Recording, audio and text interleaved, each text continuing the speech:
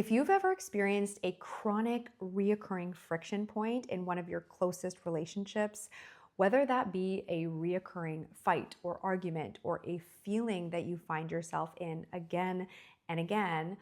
we'll call this a relational symptom. And there are a number of ways that you can respond to that or relate to it, right? You can point your finger and blame the other person. You can react emotionally about it. You can take it personally and make it mean something about yourself, that you aren't enough, or you're a failure, or your feelings or needs are too much. You can make it mean something about the other person, that they're not enough, they don't see or understand you. Or you can even make it mean something about the relationship, that you're not meant to be together, or it's not a right fit.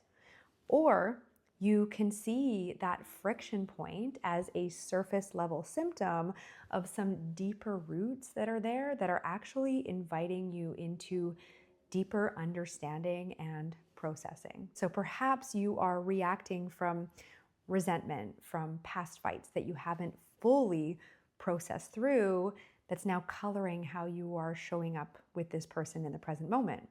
Or maybe it's something deeper than that, where what's showing up right now is evoking pain or fear from past hurts, from past relationships, or even way back from your childhood, because there are similar feelings or fears or dynamics that are playing out in this current relationship. And it's not necessarily about you or them or your relationship being wrong, but rather the relational dynamic is currently mirroring those deeper patterns and wounds, not necessarily because it's wrong,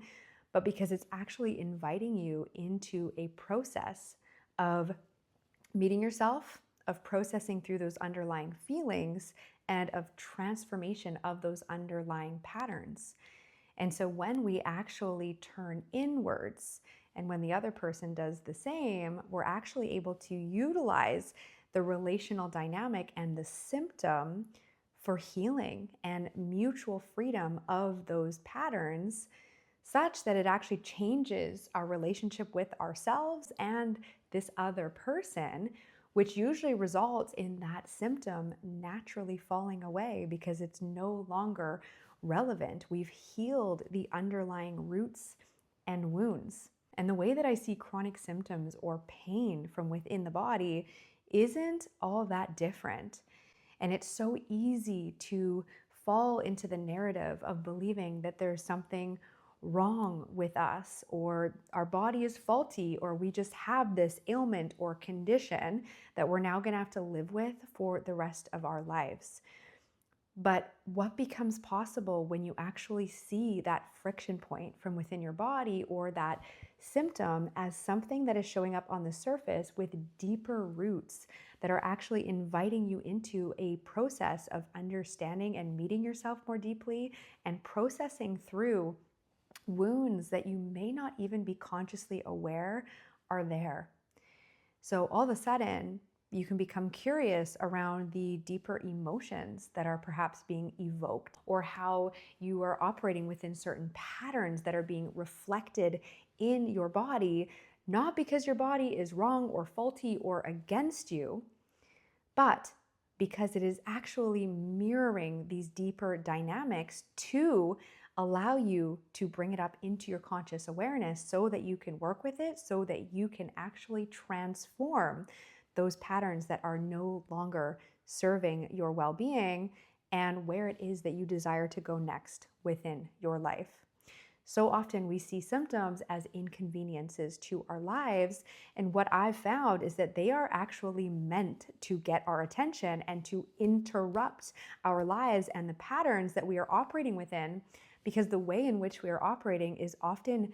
deeply unsupportive to our well-being and to our path going forward. And when we descend into those roots and we're able to understand them instead of silencing them or fixing them or making them go away, it often has the impact of shifting our relationship with